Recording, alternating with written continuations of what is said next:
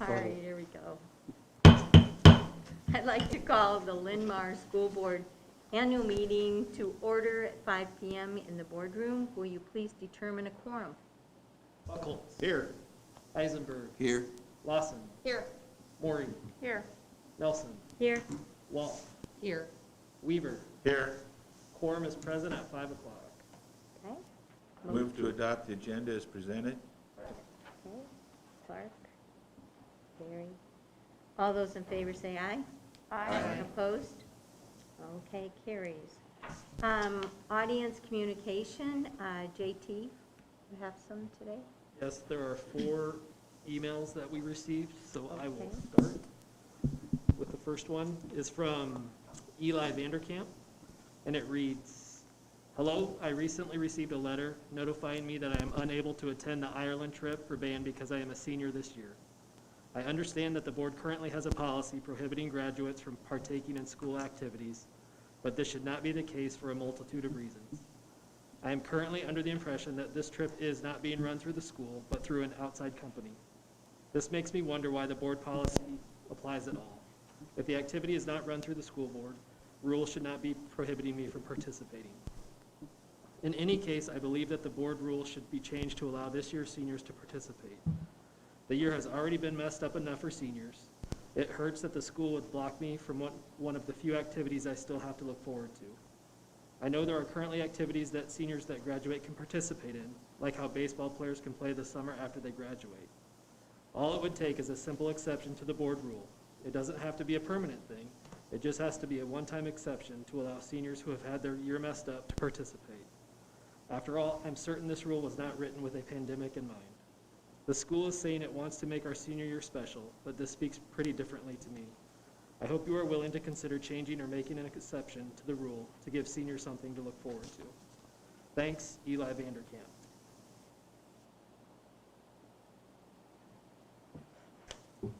The second email is from Brian McAndrew, and it reads, "Good evening. My name is Brian McAndrew. I have lived and taught in the Linn-Mar School District for 28 years. The past 2 years I have served as the LMEA president and have listened with interest to most school board meetings during that time. I have not addressed the board publicly over the past months regarding COVID-19 because I feel that you have done your very best at listening and doing what is best for the people of our district in these extraordinary times. I felt compelled to address the board tonight because of a discussion you had at the last meeting regarding how teachers felt about having students being present in the classroom. I thought it was time to share with you what I have learned in the last 8 months listening to the nearly 400 teachers LMEA represents. First, I would say that teachers would want you to understand that we all want students back in person. Teachers would also say that we want to proceed in a safe, responsible fashion. These thoughts are not mutually exclusive. Both choices come at great cost. We know this. However, in the long run, if we want our students and their families to achieve their goals, we need to make responsible decisions in the short run. We urge you to take great care and deal with student and staff safely with the best scientific information, even if that means online learning for the foreseeable future. Teachers would also like you to know how proud they are of the students they work with each day.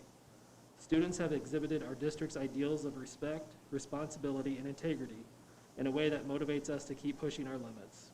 We could not be prouder of them. Finally, we would like you to know how emotionally exhausting the past few months have been.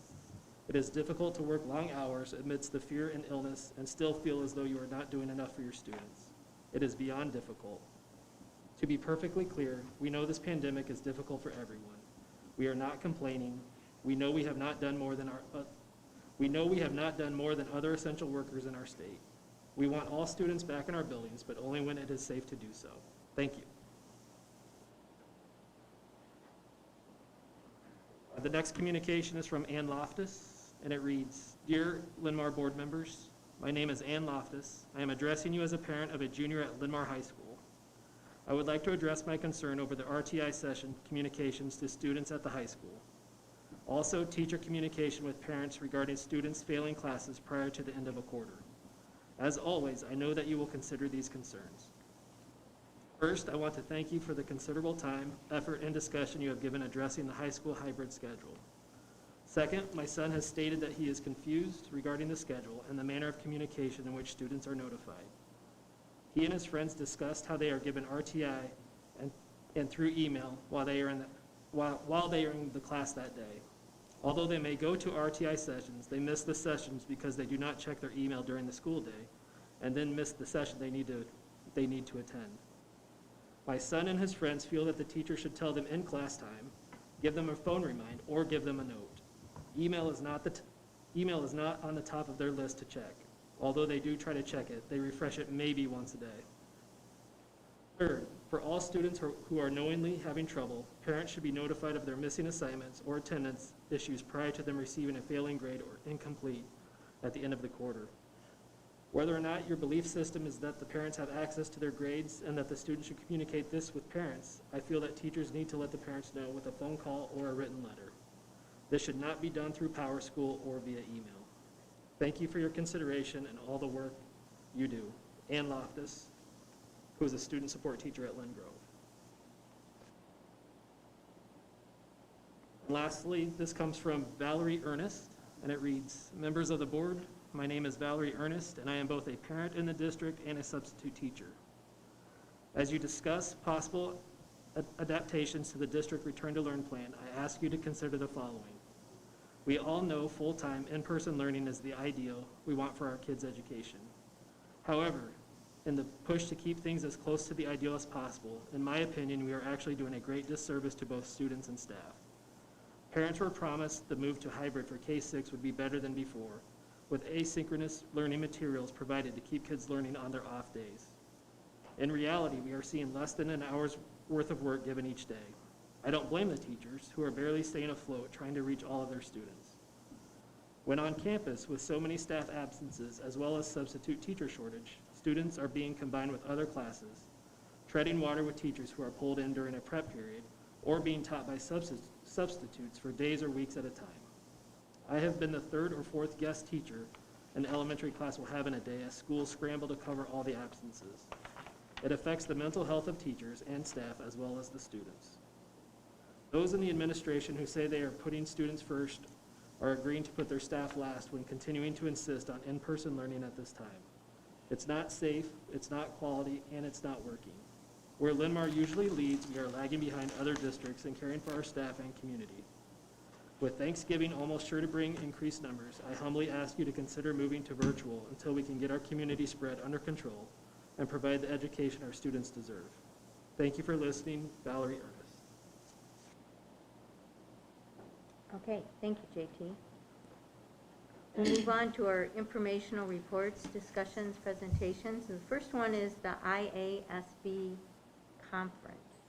And I believe some of us were a part of that. Carol, would you like to share anything from listening? Were you involved with equity? And I did not attend the equity okay, one, I but was trying to remember who I said they were do doing think what. that like the format on Zoom allowed for there were less sessions to choose from, but I felt like the sessions were better to choose Okay. from. It felt like they were less trying to like throw a bunch of stuff at the wall and get people into meeting rooms, and more like we were getting stuff that was like I have notes that I was taking about ideas that we could use. I went to a lot of sessions about like board functionality, I guess, for lack of a better term. So it was great to have the opportunity to collaborate with members of boards from other districts. We don't get that a lot, and I think now more than ever, to be able to have those conversations with people from other districts was really useful. I did let ISB know that I would love for more opportunities like that, where you can just jump on a Zoom with a similarly sized district or whatever. And then the keynote speaker, I know that you'll probably talk about her a little bit, Shannon, but we've all heard tons of rags to riches stories, and so I was kind of like, oh, there's another one, but she was phenomenal. One of the things that she said that really stuck with me was that kind of like how we become the conversations that happen around us, and then like more specifically, how we talk to children becomes the voices in their heads. Like just as a parent, that was like a huge like reflection piece for me. And then I think as people in our buildings that work with students, that would be like really useful. She was great. I think this was probably one of the best IASBs as far as like getting something out of it that I've attended. Thank you. Thank you. Britt, did you have something you'd like to say? I think you were involved in a couple Well, I'll things. piggyback on the keynote first. Yeah, Liz Murray was fantastic, and the idea of people grow into the conversations around them was just, yeah, her story was very impactful, and I have notes at home too. The second day keynote was also very good. I forget her name, but she's a colonel from Texas, and Consuelo.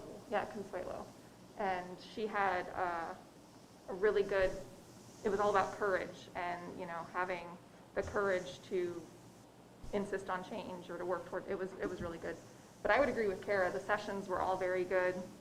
I attended a good mix. Some were about board building and strategy, and some were about data and virtual learning and how districts are adapting, which all those that I went to, it was a mix of other Iowa board superintendents and board members and how they collaborate together and how they're using their data and how they're making their decisions. And so that was helpful, especially since we just had the SIAC meeting and then they were sharing their SIAC data and how they were using it. So I thought it was excellent. And I did go to the pre-conference on equity.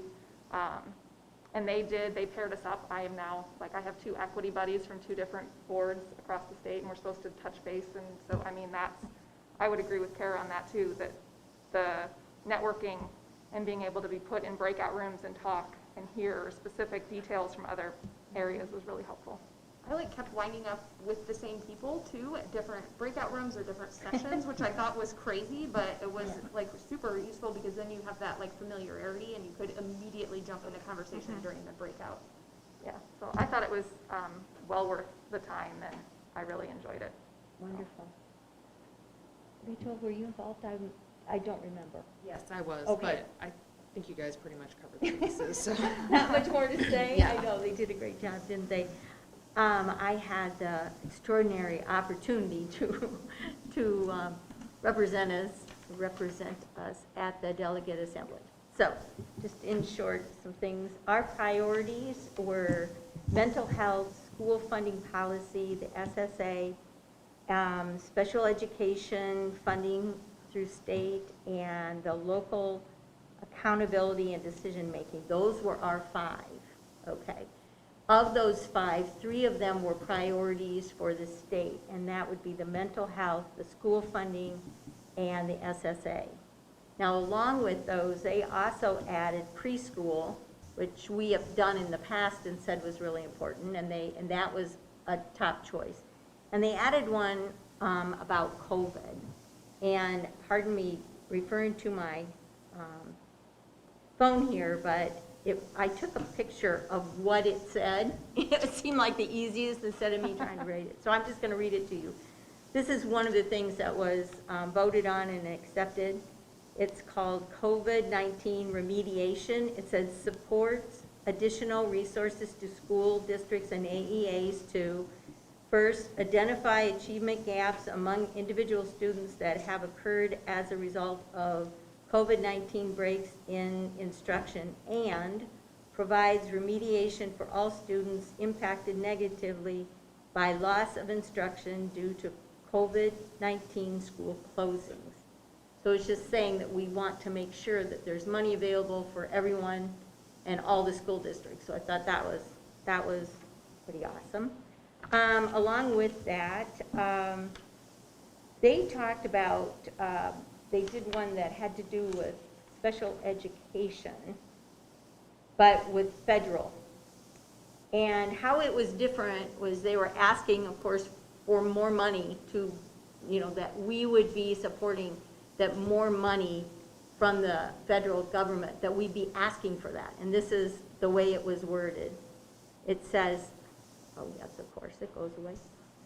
Supports federal commitment to fund 40% of the cost of educating students receiving special education services through the Individuals with Disabilities Education Act, or IDEA is what it's called, We urge the federal government to modernize and fully fund IDEA by emphasizing improved outcomes for students with disabilities.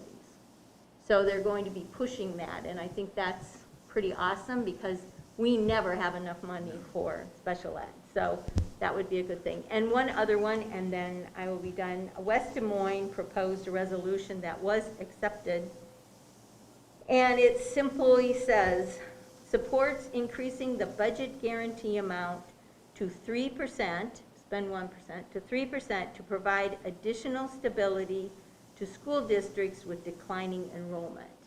So asking for more money. Some of the discussion about that was it might be a good idea. Some of the different schools were saying we're afraid if we would concentrate on that the legislators would take away from SSA and it would be better to have more SSA. So anyway, it was voted in as a proposal that was accepted, but it was a split decision. What was that, what was that again? It just 3% says- for declining districts? Yeah, when people have declining enrollment, that they would have 3% money instead of 1%. Right now, there's a budget guarantee of Yes, 1%, and they're proposing to increase it. Okay. Again, it's pretty much a 1 year, Yeah. and then you kind of fall off a cliff after that. So kind of a Band-Aid for 1 year. A lot of schools are seeing decline in enrollment this year with all the circumstances around, so I'm sure that's a big instigator for that recommendation, especially coming from West Des Moines, because they're not typically experiencing decline in enrollment like some schools would be. I was trying to figure out why West Des Moines. That's Yeah. what I Yeah, was thinking and too, that's is just it. they're growing. Yeah. well, and this they were year. talking about how many of the districts, kids are gone, and there's no way to figure out even where they are. Yeah. Because they don't have to report, or nobody has to let them know that they're gone some other place. And so that was, especially, I think it was Council Bluffs, was talking about how it's very hard to keep track of people and all of that kind of thing. So thought that was two interesting things that came up. But otherwise, it was all, of course, by Zoom. Jim Green's our president this year for that. He did an awesome job. And the crew that put it together, it was flawless.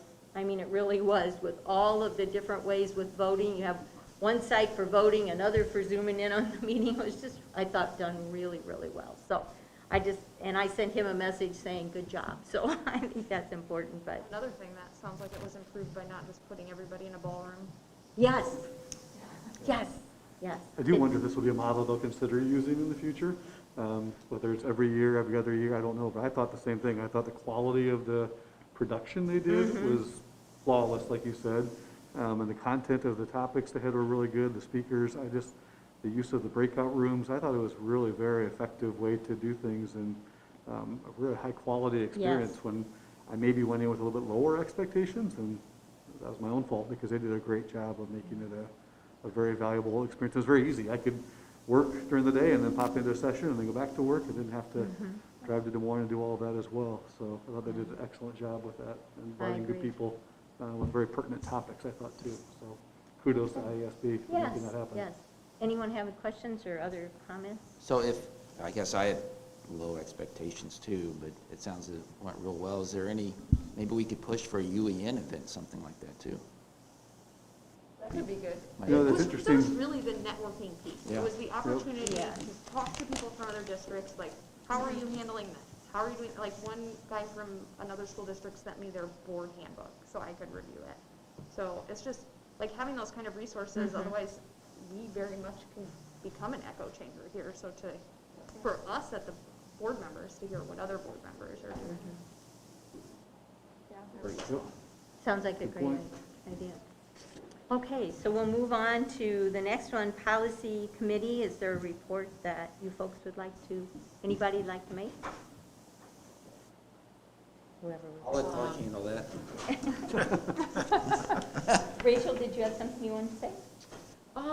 I thought it was a productive meeting. It was pretty low key in terms of like volume and what have you.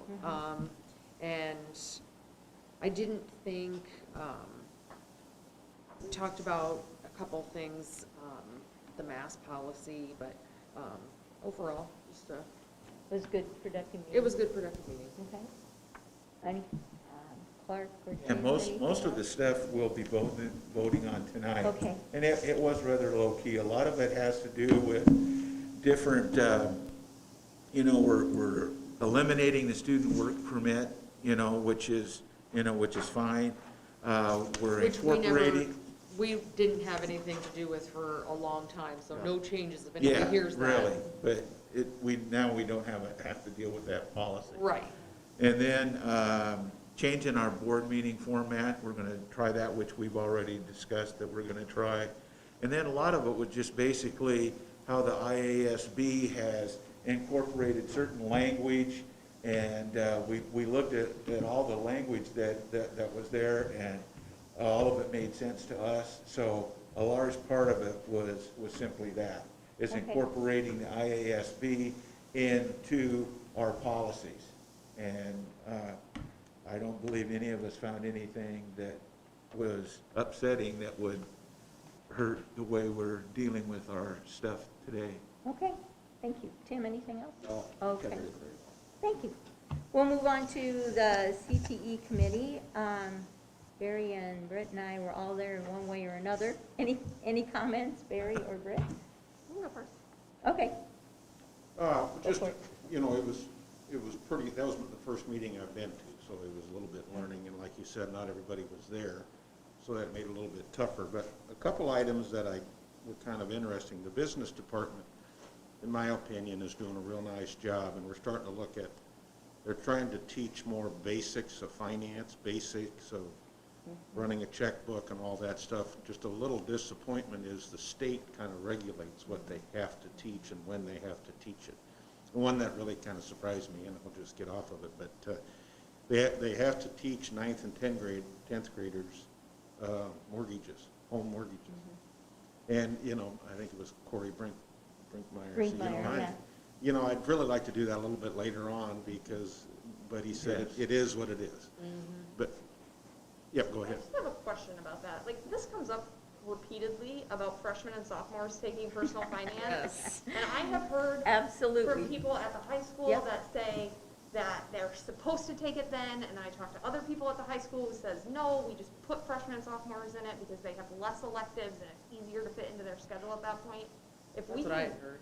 rework that, so That they're didn't- taking it when it's valuable, I Yeah. would love I for think that. Yeah. Corey would be right with you on Yeah. that. Every time this comes up from CTE, we have the same conversation. It sounded like it's mandated, more so than choice. not. Because Okay. I personally requested that my freshmen not take it Well, as a freshman. So then, that might, I don't want to throw rocks at anybody, but I No, think, yes, I that's think what I Jeff, mentioned. I think Jeff is pushing harder for it too. Maybe that's because of schedules too. I kind of got the gist of that. You were on that same call. Yeah.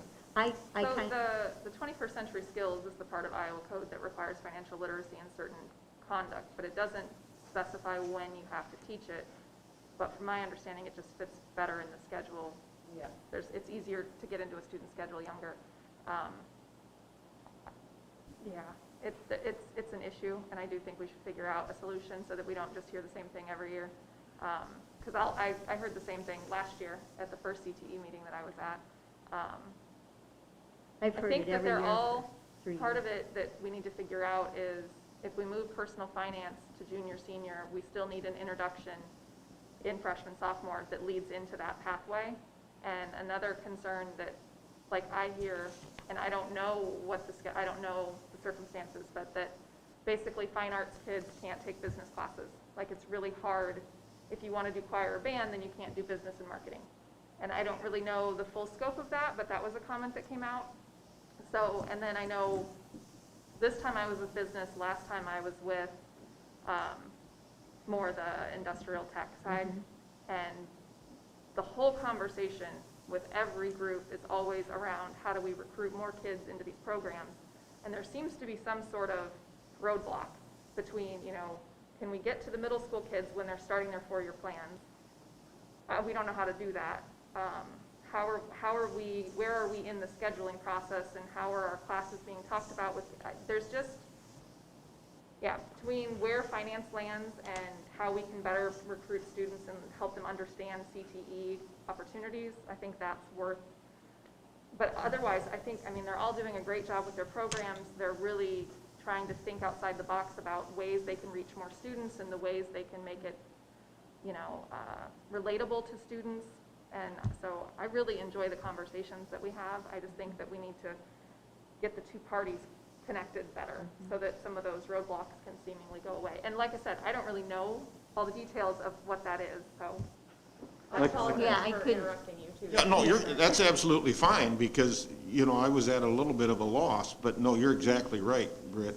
And even though that's not necessarily our role to dictate that or to recommend that, but I think it was really, really good discussions overall, but like you said, it's, I think, a constant uphill battle for them. Right, and like I said, I don't have a solution. It's not my, I don't need to solve it. I just think someone should figure it out. Like, there should be a conversation somewhere, because the same conversation happens every time, and we should figure that out. I've been doing this for 3 years, and the same discussion happens every single time, no matter what group I'm with.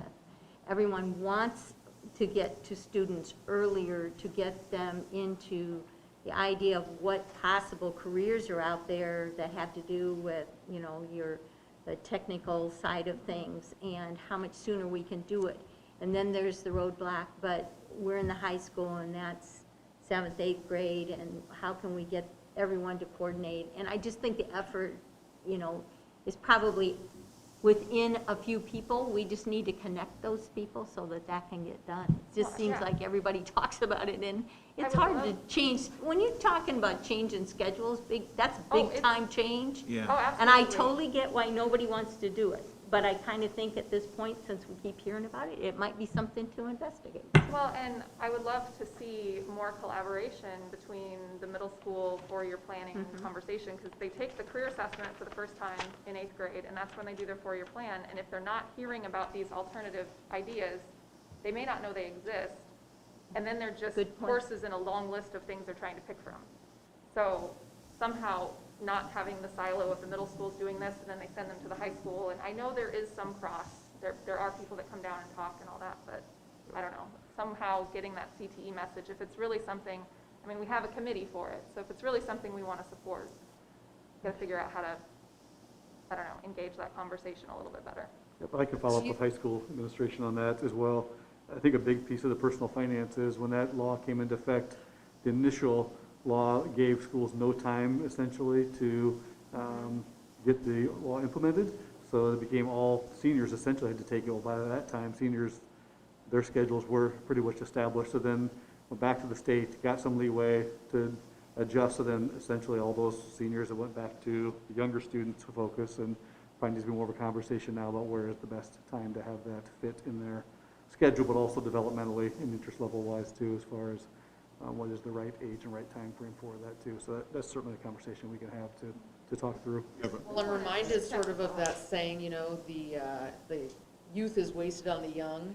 You know, it's like finance is wasted on freshmen. I mean, they just don't have any real world application yet to conceive of. You know, they're just not. And then 3 years to forget it. Right, and yeah, they're just not there. You know, there's certainly a difference between, I know you're telling me that I'm gonna be able to use this someday, but I really can't see it, and, oh, I'm not using this right at this moment, but I can see that it'll be useful to me down the road, so, you know what I mean? I do think it's this thing that's really important, and I think we talk about how great it is that we're now incorporating it, but if we're not, you know, we're not placing it in front of the right students at the right time, you know what I mean? It's just sort of wasted, and that's very unfortunate, because it is a real life skill. And I can say, I mean, we work with college students trying to figure out at the end, where's my student debt and what kind of job do I need and what's a 401k? And whenever you say, well, you did learn about this in high school in that finance class, and they're like, did I take that maybe when I was a freshman? So, I mean, getting it a little closer to when they're going to use the content is. It sounds like it's a sequential problem that we have, like Kara was saying, her daughters aren't going to take that, her daughter's not taking that, because like Rachel was talking about, it's something that's necessary, but way too early in the time slot there. And Sandra's right. When you start talking about scheduling and stuff like that, holy smokes, that just opened up a whole can of worms. But I also agree with what Britt was saying. We always talk about vertical articulation, and that vertical articulation is simply, okay, here we are at 7th and 8th grade. We need to know what's going on in the high school, and the high school needs to know what's going on in the 7th and 8th grade. And, you know, and it's a communication thing that I don't think would be that difficult, but it's that vertical articulation that's really, really important. And, you know, no matter what we're talking about, no matter if it's business or something else like that, that vertical articulation is essential for the success of our students as they get prepared for after graduation. Well, the good news is it's a great department, and their Yes. attitude is the same as ours, where Yeah. they're trying to figure out how to work it out, so that's the positive, so That's it's the moving positive. forward, so. And they got the Absolutely. Roar store and a lot of things that Yeah. can be So many good things there. applicable right there in the school. Okay. We'll move on to Marion City Council. I think Barry? Yes. And Yes. what was going on? It was a very, very long meeting. Just a couple items came out of it. The main thing is there's just development going on everywhere. Everyone? You know, so I'm not gonna go down every line, but all kinds of zoning. One thing that did pop out at me, and I don't know, it won't affect our district that much, but there's gonna be a new roundabout at 10th and 10th at Central Avenue there. So that's, the bid letting all came out and everything is go, so it might mess traffic up this spring a little bit, but that's a positive thing in the long run, That I think. is. Is that right by the Granger? Yes. That, okay. In my mind, okay. Because that one's gonna be the mini roundabout, right? It's like a smaller version of it. Probably. They Yeah. wouldn't be able to fit a full-size one there without tearing down some houses. But otherwise, there weren't a lot of, well, I guess I will share one thing. I've been approached, and I know a lot of other folks have, that the Marion Library is trying to raise money because they need a little bit more money. And the library director was forced to resign last weekend.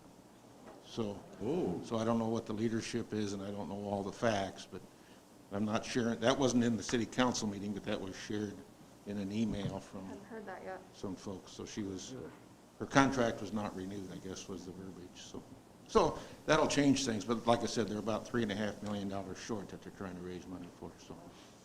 Okay. Move on to cabinet update. A couple cabinet update things, and then kind of a COVID overview as well, and conversation to kick things off. You know, I thought since it's Thanksgiving week, it'd be a good time to start with some thanks, especially this year where it's easy to lose track of things that we appreciate because it has been challenging for everybody since way back to spring break as well. But you know, I think we say this in a lot of meetings, and I think it's okay that we do, but I think our staff has been absolutely exceptional throughout this process, working together, trying to stay focused on what is best for our kids at all times, and making the best of a really tough situation. Heard the message from Brian McAndrew earlier with that. I echo those thoughts as well. The people are giving everything they have in every building, every department across our district to make the best of a really tough situation. So you know, just that continual thanks to everybody for doing that, because we're short staff everywhere all the time, and it's amazing when you walk in. Every building principal you hear from is, this person stepped up and they're helping here and there, and everybody's being team players to make that happen, and that's not always the norm. So I just want to make sure to, big kudos to all of our staff across the board for making that happen. I think that's just kind of one thing that makes Linn-Mar a special place to be. So thanks to everybody for making that happen, and we'll need that continue to work going forward still. So quick update from this last couple of weeks since we met.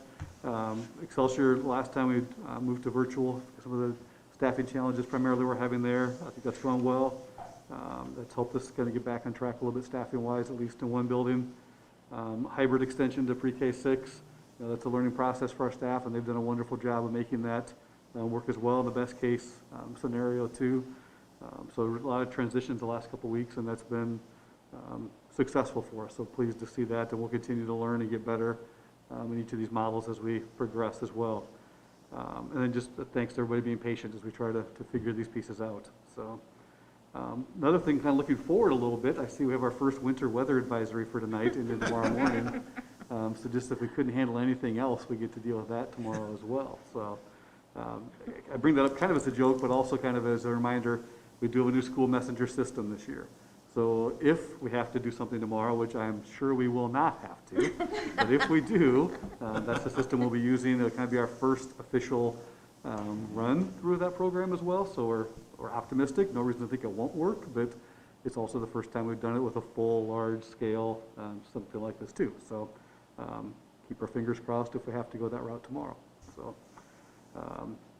and hopefully that won't even be something we have to address, but you never know.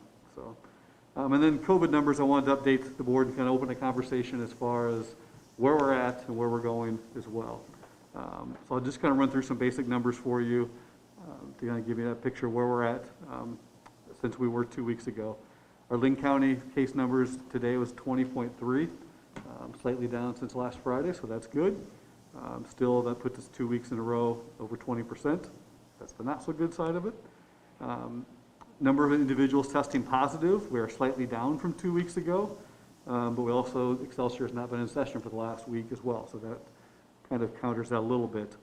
Currently have 23 staff members testing positive and 39 students. Number of individuals in quarantine has increased from 2 weeks ago at 108 staff members and 593 students. So those numbers are an increase from 2 weeks ago. We had this conversation as well. Staff absences and sub-fill rates. We heard from one of our substitute teachers earlier today. Thankful for every single student or substitute teacher we get. We are averaging about 51 certified staff absences per day. That's an increase from 39 from 2 weeks ago at this time. So while our numbers have increased as far as absences, our sub-fill rate has declined from 71% to 64% for those as well. So that's not a great combination. Classified staff members, we're averaging about 25 absences right now per day. That's a slight decrease from 27 from 2 weeks ago. A big part of that is we took our Excelsior classified staff members and reassigned them the last 6-7 school days as well. So HR's efforts there have helped to fill in some gaps that we needed to fill in across the district, and that's worked well. As well, the sub-fill rate has decreased, so it went from 37% 2 weeks ago to 29% the last 2 weeks. So not a good sub-fill rate there either, obviously. So as we mentioned before, as I look at biggest challenges for us right now, no surprise, because this is true, I think, of any profession right now, is just staffing. How do we keep staff healthy and able to work, to be able to run all of our buildings and all of our departments across the district, and then keeping everybody healthy and safe while doing that are the biggest challenges. Nutrition services department's extremely thin. We literally have no margin for error right now in that department. Transportation department has some thin areas as well. And then many of our buildings are running short on teachers and classified staff. And that seems to evolve where we have things will be just fine and then something will pop up. And then we'll get some staff back in the building and that will help.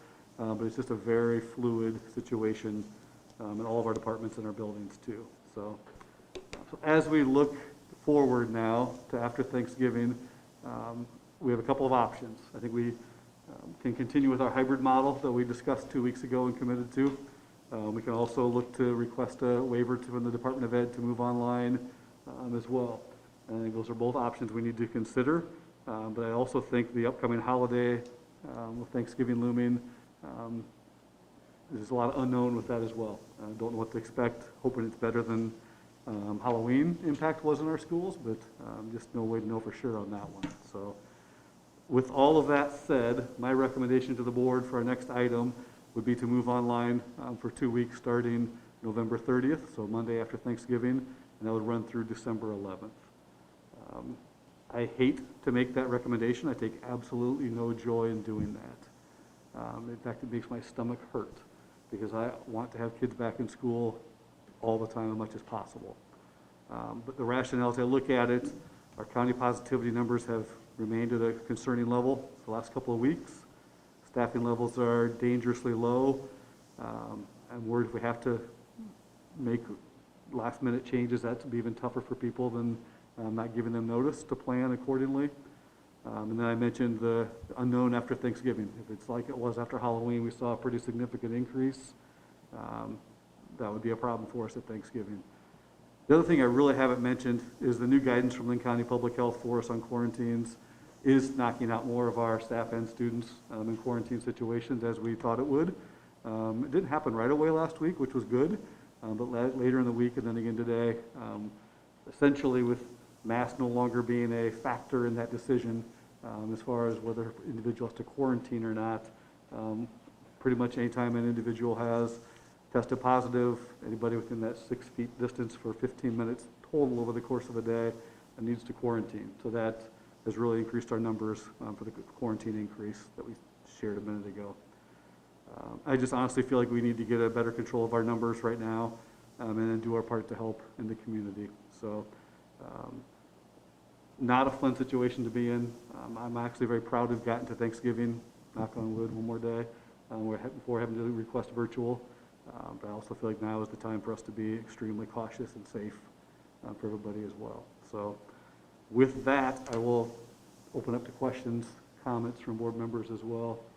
When your thoughts on this? I have a question.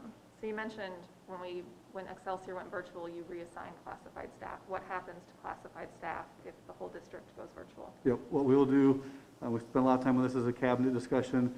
Classified staff members would still be expected to come to work.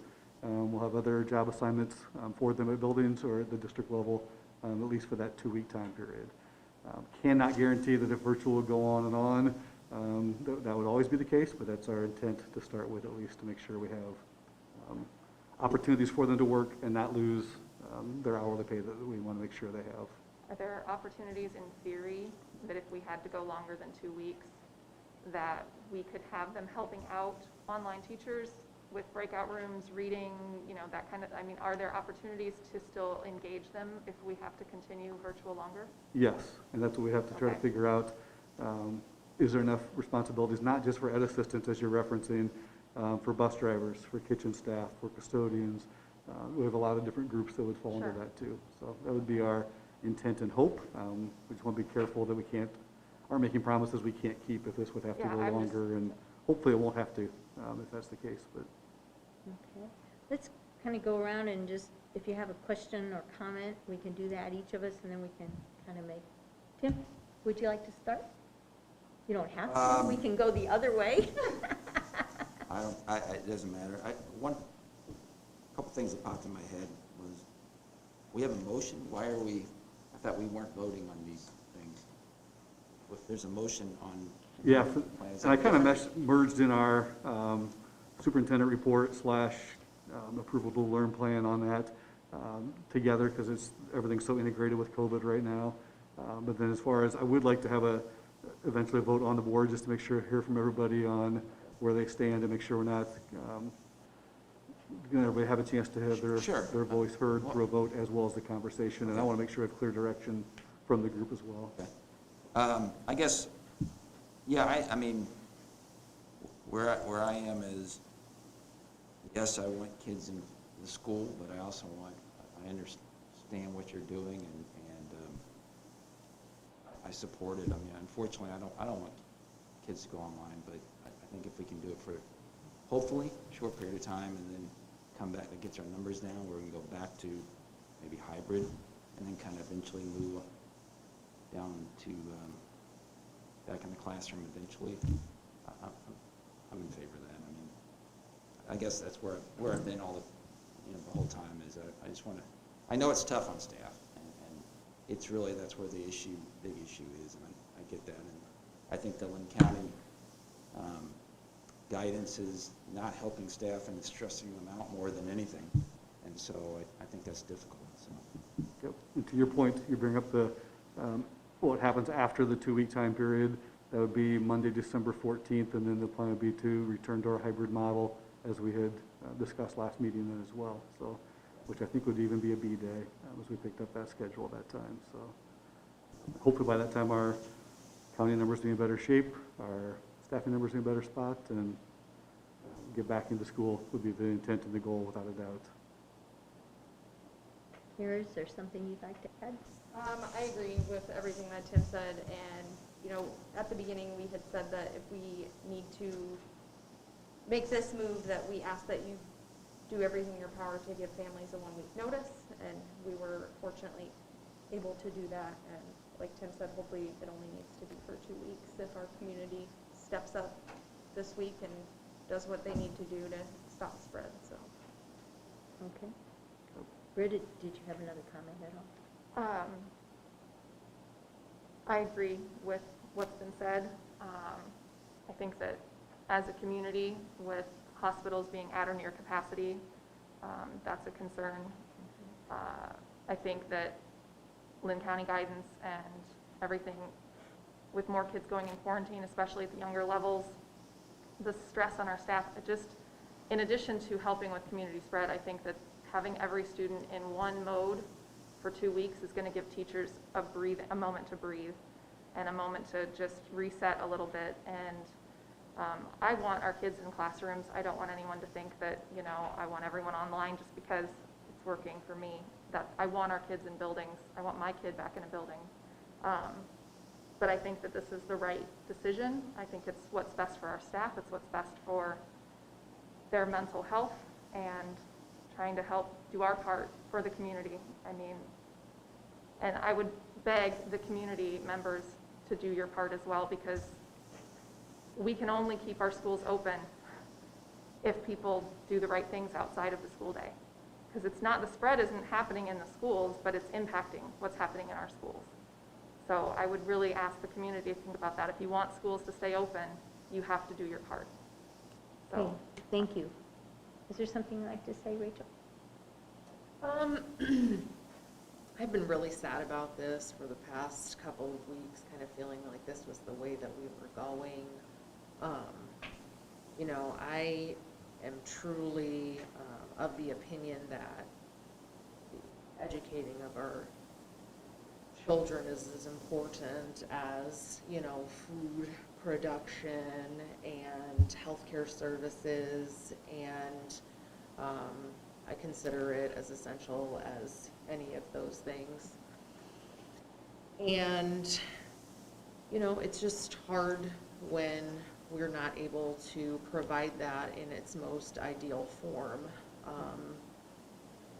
But I think that we have to at this point, given what we've seen.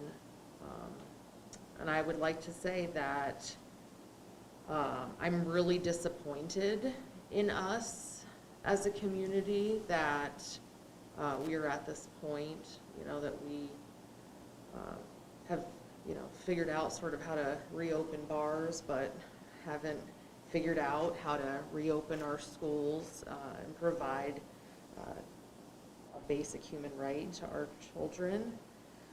And that I hope that people will start really taking this seriously if they haven't already, and understand that personal responsibility means taking responsibility for your impact on other people and the world.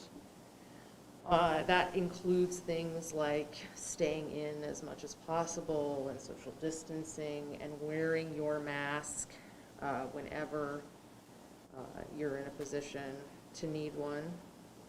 And that, you know, it's some of the people who have not taken that responsibility seriously who will be the angriest that tonight we will have to send our kids back home to learn. And, you know, they will have no one to blame but themselves. So I think we can do better, so we better do better. Thank you. Barry, is there anything you'd like to say? Sure. I appreciate everybody's comments, and I agree 100%. We want the kids back in school, but I have a lot of respect for Shannon and the leadership team, and his recommendation is well taken because the numbers are what they are. After the last meeting, I received 151 emails from parents and families that wanted their kids back in school, and I echo them as well as all of you said in here, but I don't think the numbers are lying at this point, and I think we have to move forward. So I'd even be ready to make the motion, but Clark has to speak first. I think it's been pretty clear how the board here feels that we all think our students need to be in the classroom with the teachers. That's the best learning. I think the kids are excited to be there, but the numbers don't lie. And I agree with what Britt and Rachel were saying about everybody in our district needs to be on the same page as far as wearing a mask and how you social distance and everything. But when you start looking at these numbers, 108 staff members quarantined, our teachers are doing a fantastic job, but as a retired teacher, these teachers are teaching their class, and if there's somebody gone, they're asked to fill in because there's not enough substitutes, and they're all doing that. And that has an effect on them physically, but it has an effect on them emotionally. And, you know, it's going to start wearing kind of thin here really quickly if it hasn't already done so. But because they're missing their planning time to take over another person's class, some of those classes they're asked to step in and help, they have no expertise in that area, which sends them into a quandary also. I want to keep my kids here, but I want to give them some information.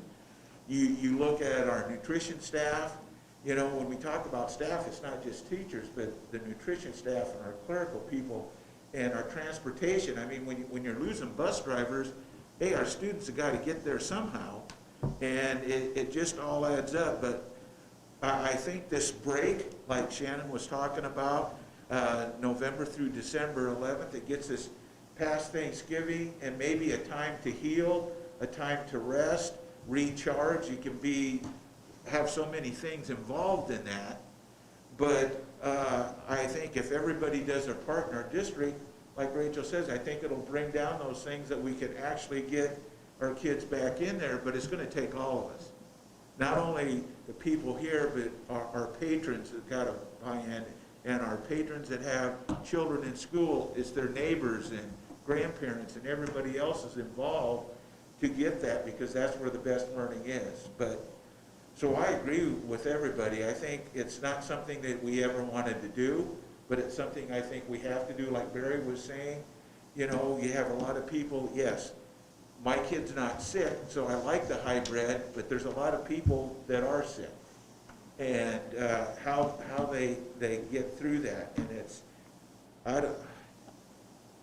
you know, Shannon and your staff, you know, I support this 100%. I think it's a thing that it's the best thing to do for not only our students, but our staff.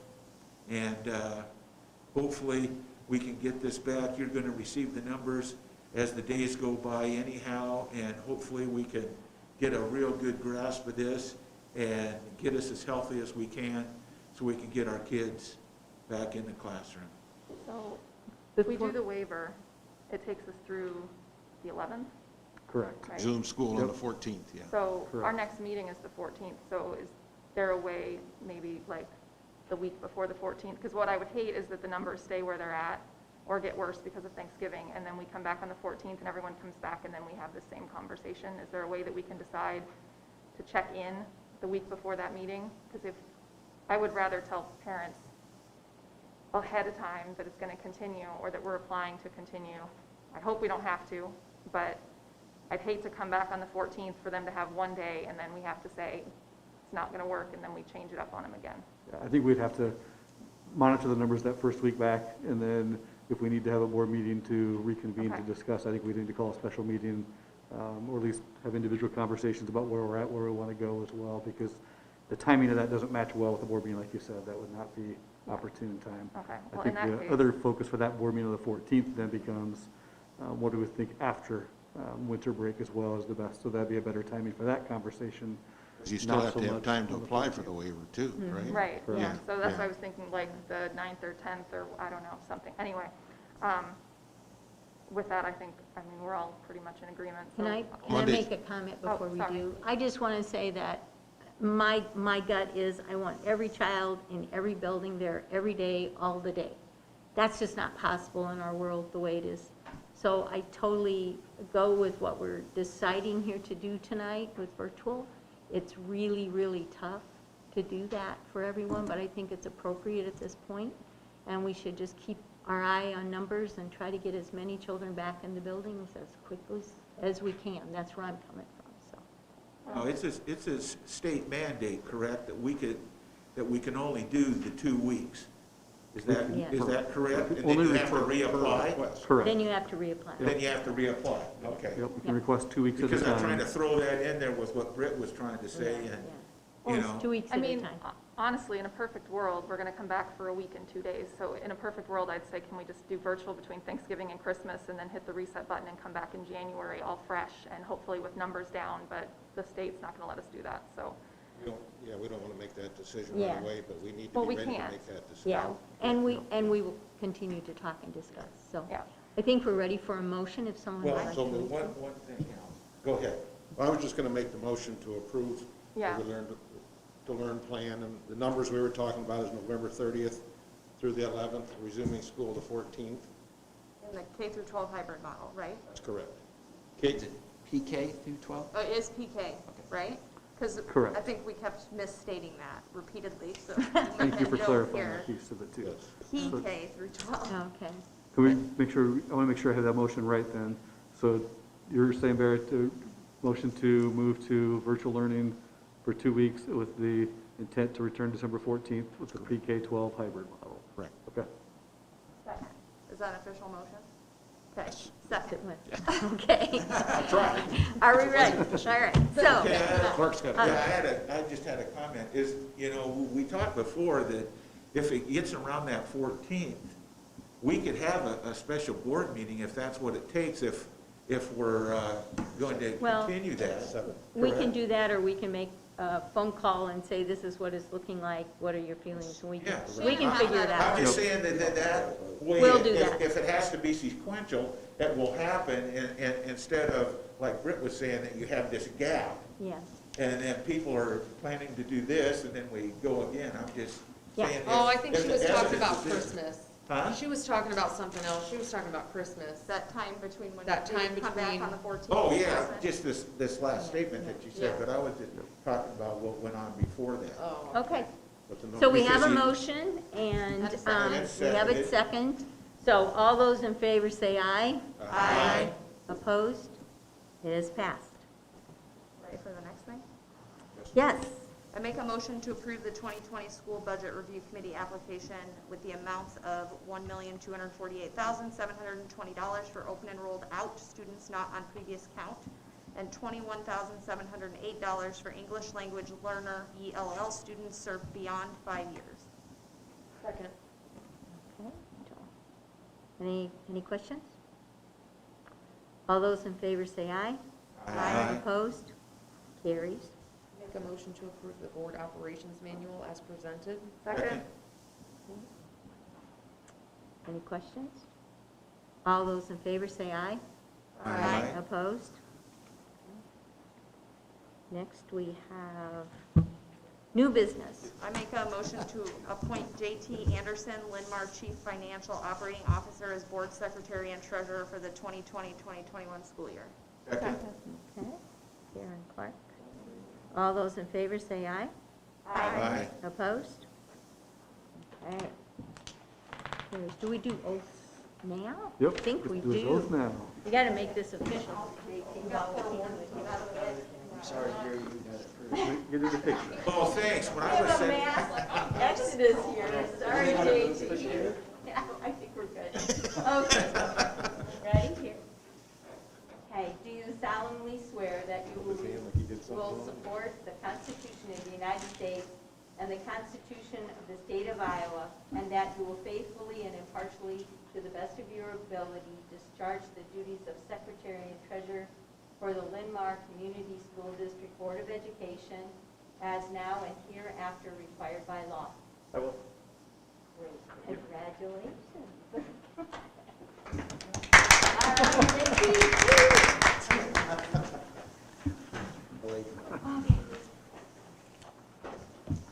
All right, Now I have the power. yes, you do. Favorite moment of each year. Just like at home. Do you want this real quick for something? I'm good. We're good. At this time, I would like to open the floor for nominations for the 2020-21 school board president. Are there any nominations? Yes, I would like to nominate Sandra Nelson for president of the board. A second. Are there any other nominations? If not, I will consider it closed. We have a motion and a second. All those in favor of Sandra Nelson being the school board president for a one-year term for the 2020-21 school year, say aye. Aye. All those opposed? Motion carries. Congratulations, Sandra. Thank you all. All right. Now I need It's your turn for now. Oh, yes. I don't have to take the people. Sorry. Everyone. Do you solemnly swear that you will support the Constitution of the United States and the Constitution of the State of Iowa, and that you will faithfully and impartially, to the best of your ability, discharge the duties of President of the Linn-Mar Community School District Board of Education as now and hereafter required by law? Congratulations. Thank you.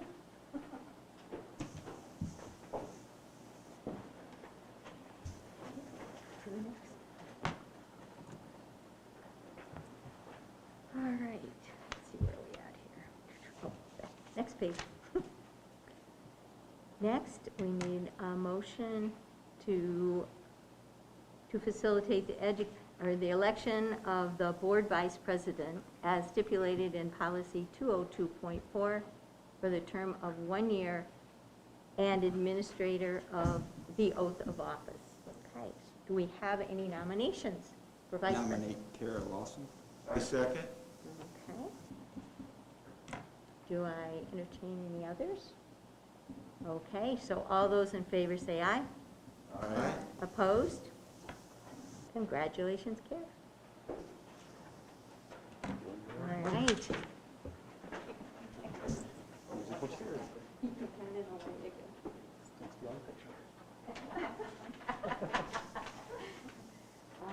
get to the right one here. Okay. Do you solemnly swear that you will support the Constitution of the United States and the Constitution of the State of Iowa, and that you will faithfully and impartially, to the best of your ability, discharge the duties of Vice President of the Linn-Mar Community School District Board of Education as now and hereafter required by law? I do. Congratulations.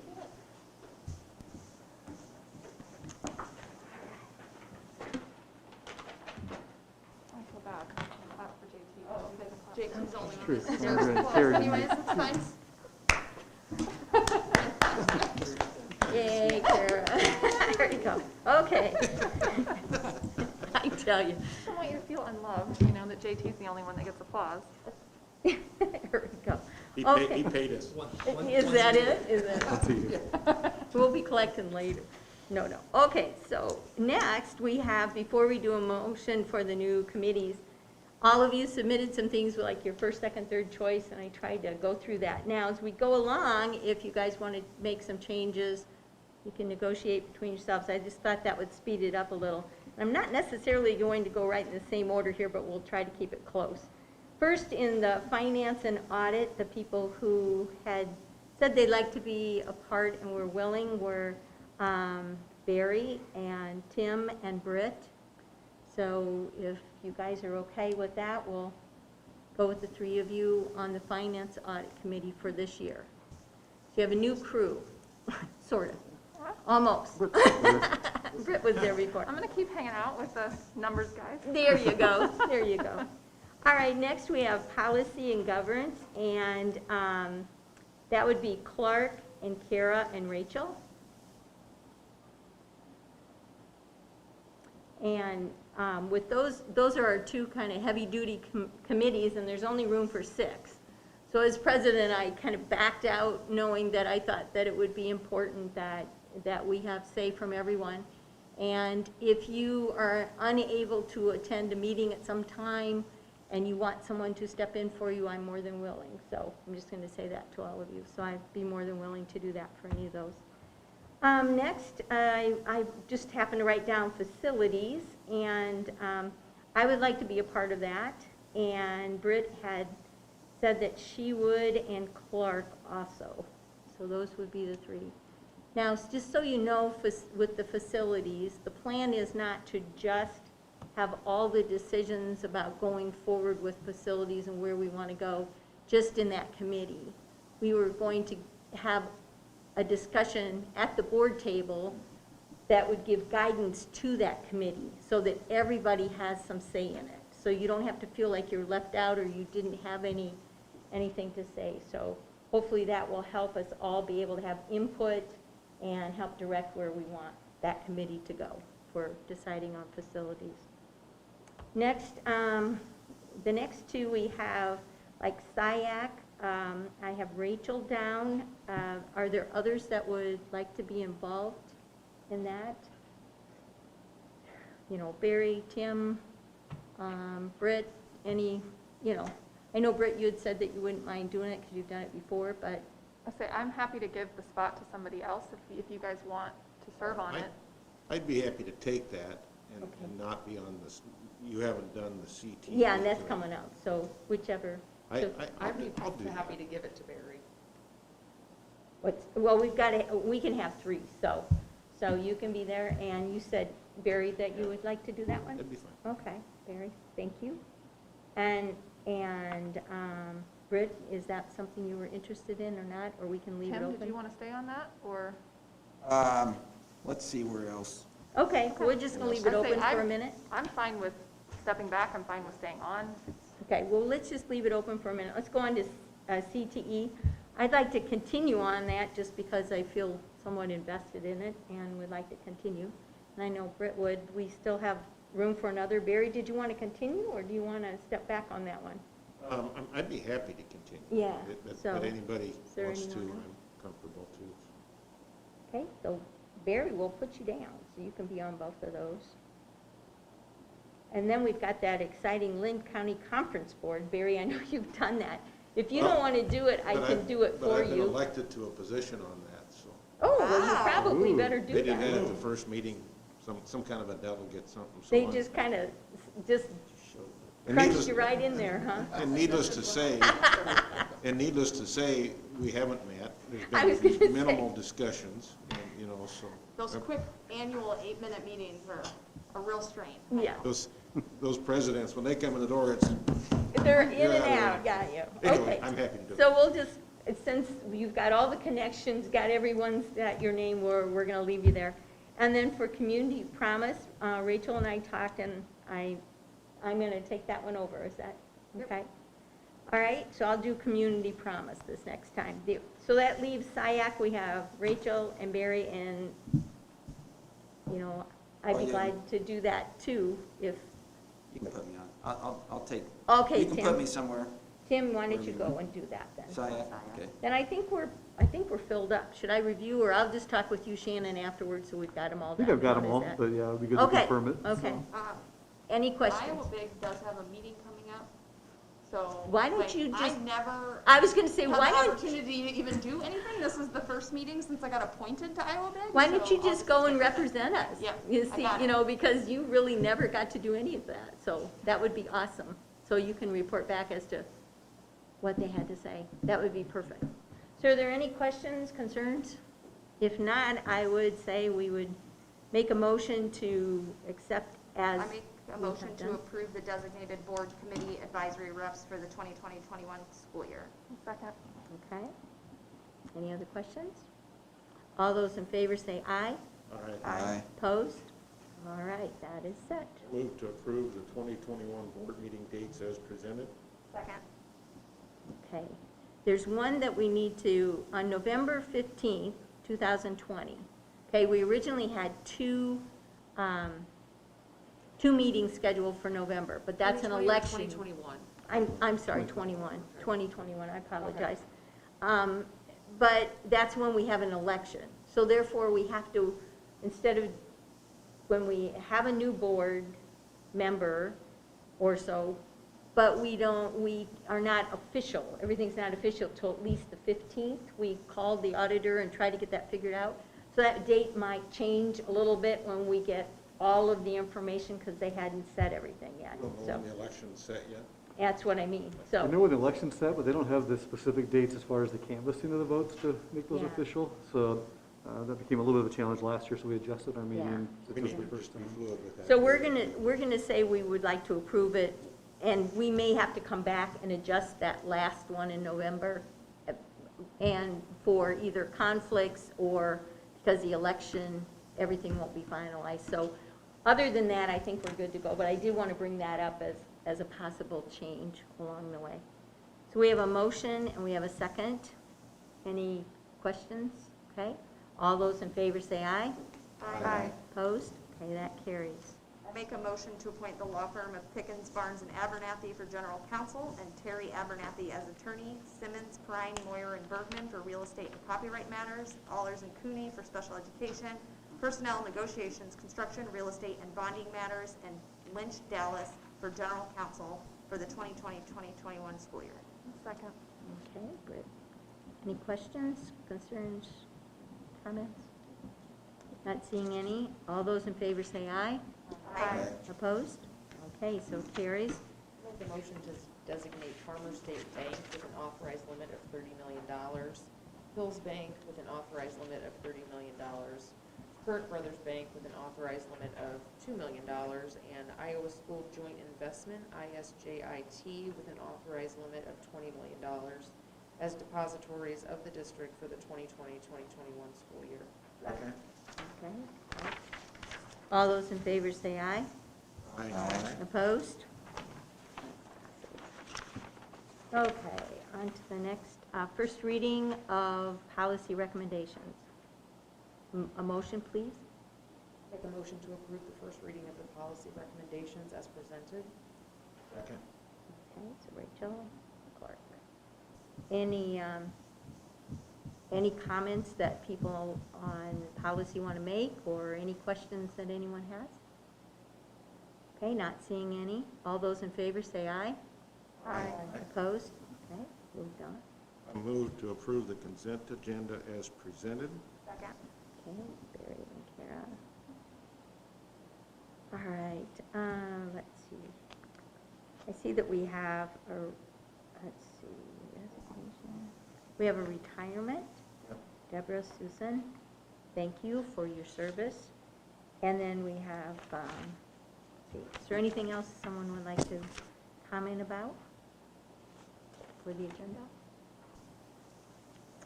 All right, not seeing any. All those in favor say aye. Aye. Opposed? Okay, so we're to board communications and calendar. Any communications at all? I will Okay. notice that the Oh, excuse me? board visit to Boulder Peak is scheduled for the 10th. After our conversation about going virtual for that day, we will look to reschedule that for a different time. That was as the thing well. I highlighted too. Boulder Peak School visit. So we will reschedule that one at a later date, potentially even the week after that too. We'll revisit that as we get closer, so. Okay. That will be good. And then we will know, Kara, I have you down for December 3rd for the Marion City Council. Got it. And we have the 17th. Is anyone interested in putting together some notes on that to report? I'll do that. Thank you, Rachel. Okay, we're going to do that. That'll take care of those two things. Is there anything else that someone would like to comment for? Not seeing any, I'd entertain a motion for adjournment. To adjourn. Second. Okay, all those in favor say aye. Aye. Opposed? We are done. Thank you. 6:13.